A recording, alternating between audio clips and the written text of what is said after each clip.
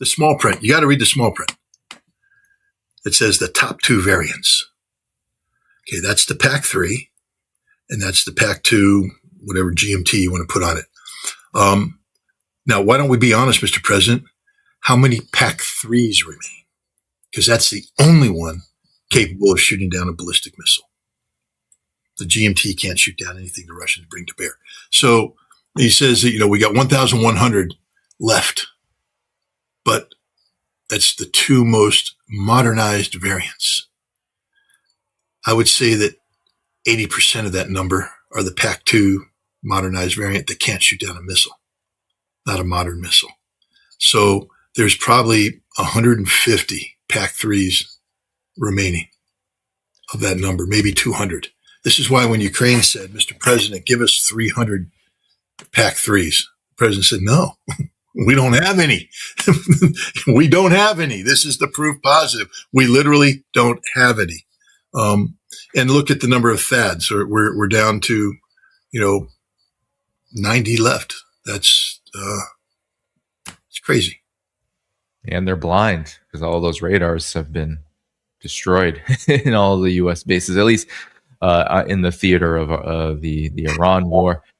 Now, the good news is those radars, they're not expensive and they're not unique items. We can mass produce them rapidly because they're not some of the most complicated technology available in the United States. I'm lying. They're some of the most complicated technology available in the United States. We can't produce them rapidly. And when you lose a THAAD system, you lose a THAAD system. It's not as though we go, hey, ring me up another one, buddy. Nope. They ain't on the shelf. They're not talking about it either. That's for sure. There's no comments coming from Trump or anyone else, Pete Hegseth, about that. But this is his direct response today as we were speaking to the Washington Post piece about him and Pete Hegseth clashing heads at Camp David recently about these munition shortages. He said, the fake news, as usual, is spreading false and completely unfounded rumors. I'm extremely happy with the job Pete Hegseth is doing. Everything has been extraordinary, including our attack on Venezuela, where the result was accomplished in less than 1 day, allowing us to bring the worst criminals anywhere in the world, Nicolas Maduro, to justice. Likewise, Iran, where the country has been decimated for the purpose of not allowing it to have a nuclear weapon, is going very well. Pete is highly respected within the military and has made tremendous improvements, including getting rid of DEI and increasing recruitment to historic levels. The rumor was started by the Washington Compost, one of the media outlets in the business, worst media outlets in the business. Despite our telling, their story is completely false. In actuality, I believe their fake reporting is treason. You need to go through the whistleblower process. Now, if you go through the process and you get stymied, then you have no choice but to go to the press, and then you have to be willing to pay the price. Ellsberg was willing to pay the price, but because the government broke into his psychiatrist's office and stole medical information about the counseling sessions, the judge just said, "Screw it, we're not going down this route." The whole thing's dismissed. But the president can't sit there and call the press treasonous. They're not treasonous. They could be irresponsible, but they're not treasonous. And especially when they're uncovering lies they're being told about a war where American service members are losing their lives. Yeah, and the fact that the mainstream media can be wrong. I mean, it often is wrong. It could be completely making all of this up. But the way that Donald Trump himself and his handlers, I'm guessing he's not writing this all himself from what I've heard, but the response is not convincing. It comes off as not only defensive, but also it reeks of almost, boy who cried wolf, like you are just, your reaction is showing that actually it could be the truth. It's almost like when CENTCOM has, throughout this whole war, every time Iran comes out with a report about what they did in retaliation to U.S. strikes, CENTCOM would come out as fact check. No, they didn't do that. But, you do that enough without providing actual evidence that they didn't do that. People are going to start to think, well, maybe they actually did do that. And that's the thing with Trump, too, and Truth Social. It's like, people are going to start to think that you saying the media is lying. People are going to look into it more and say, well, maybe they're telling the truth because what you're saying isn't convincing at all. It just comes off as temper tantrums almost. Your thoughts? Look, Donald Trump has repeatedly, we destroyed their entire Air Force. Then why did two F-5s penetrate the air defenses and bomb Kuwait, killing Americans? What about that Air Force? We destroyed their Navy. Then why are their ships laying mines in the Strait of Hormuz, blocking it down? And the Navy isn't just ships on the, on the sea. The Iranian Navy has a whole bunch of anti-ship missiles that have shut down the Strait of Hormuz. We destroyed their army, except we didn't even come close to destroying their army. And if they ever put 1 million guys on the border with Iraq, like they did during the Iran-Iraq war, they could come punching through and take Kuwait in a matter of days. And what do we do with the 5,000 to 8,000 American troops that are still there who can't fight because they're not the combat troops? If they were, they can't fight.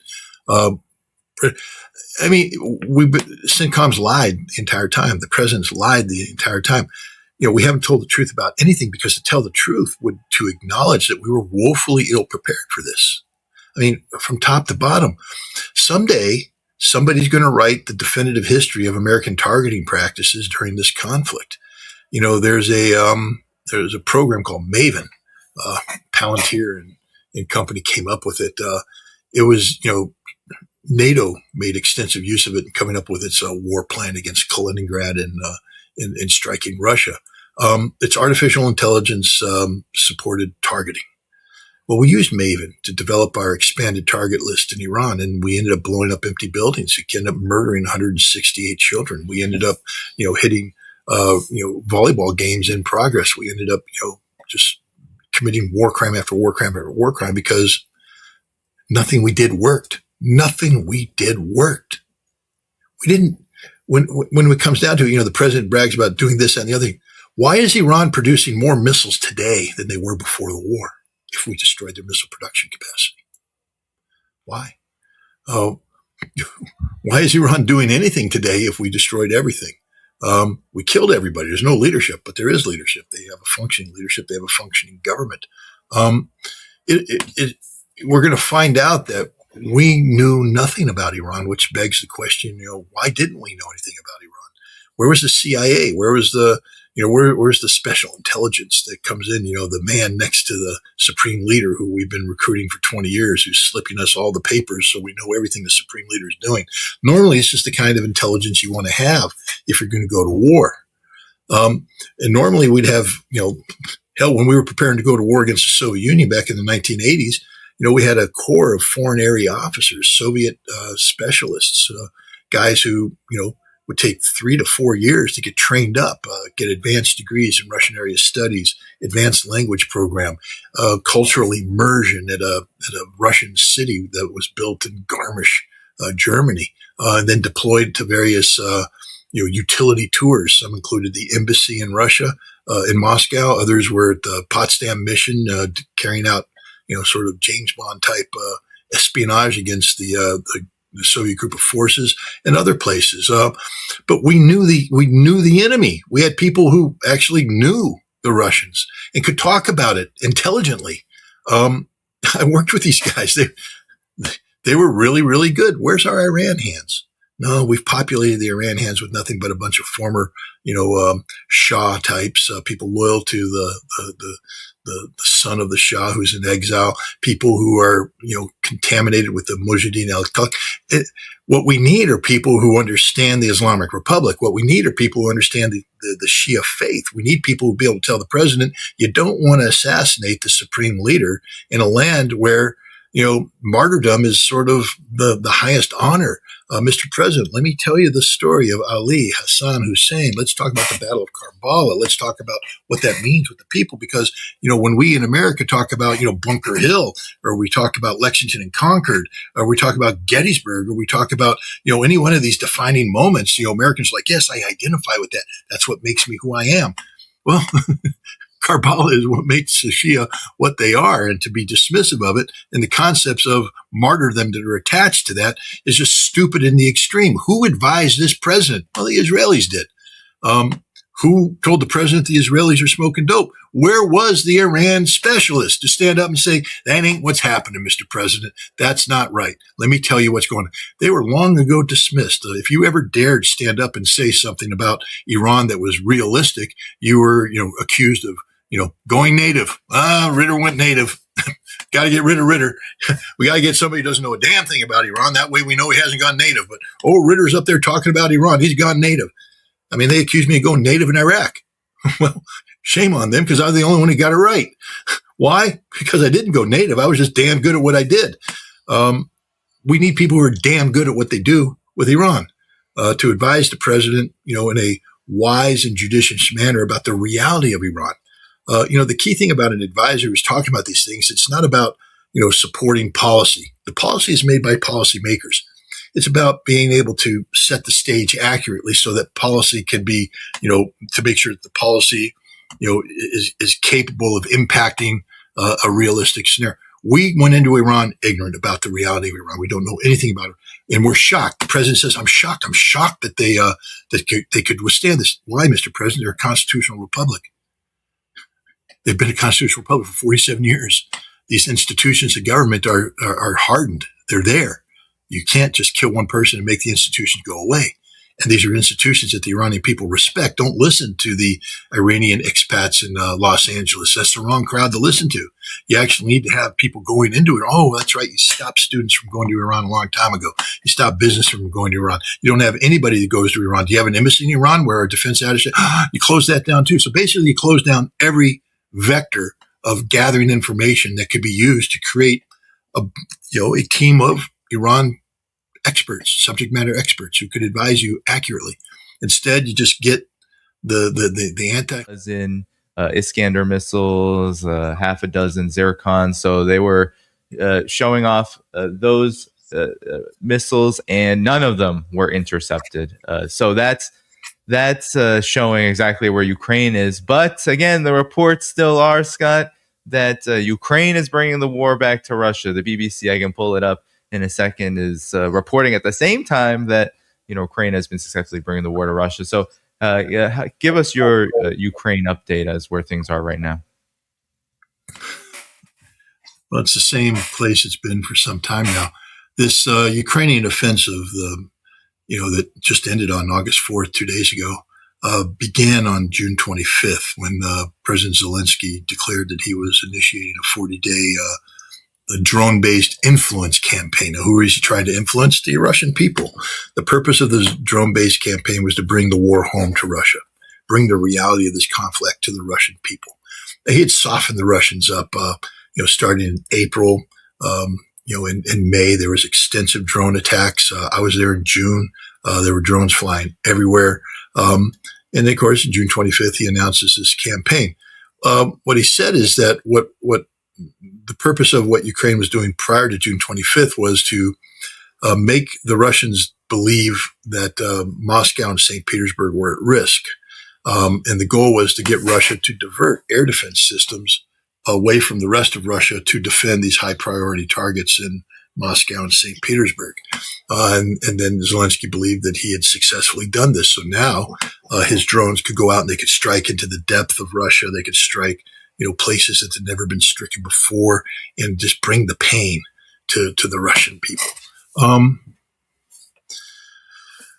Look, the Russians are good, but they're not, infallible. First of all, systems can go down. You can have 100 radars out there with interlocking sectors of coverage.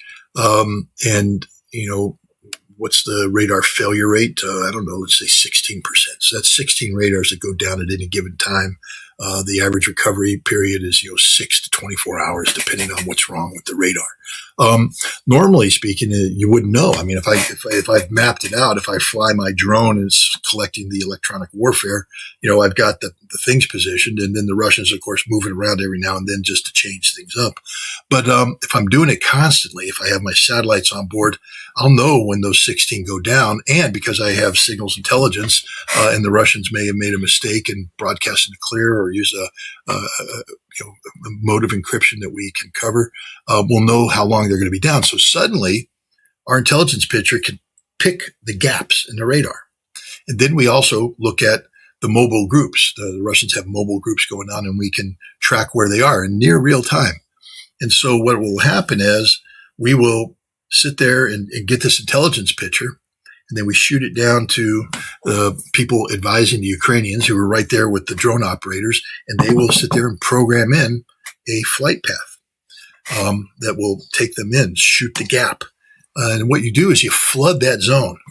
You got 550 drones, flood it in, because what you're also doing is you're seeking to exhaust that sector, because the Russians don't know in advance where you're coming. So you flood this zone, you exhaust this sector. Basically, they're going to run through, their Pantsir missiles, and they're going to run through, their surface-to-air missiles. They're going to cycle through that, and the last package is going to get through. And then it will come in, and some will get shot down by the mobile groups that are recovering. But there's going to be a handful of these missiles that get through, and they're going to strike the target they're aiming at. Generally speaking, these are, oil refineries. And so you get a pop, and you get some flame, and you get a lot of black smoke. When you burn oil, man, a lot of black smoke. And then the Ukrainians have their agents who are out driving around waiting for the attack, and they take their video and they download it. You see it on Telegram. Video provided by the Ukrainian Ministry of Defense. Well, how the hell did they get that video? Ask the FSB, because I think the people taking the video don't last too long.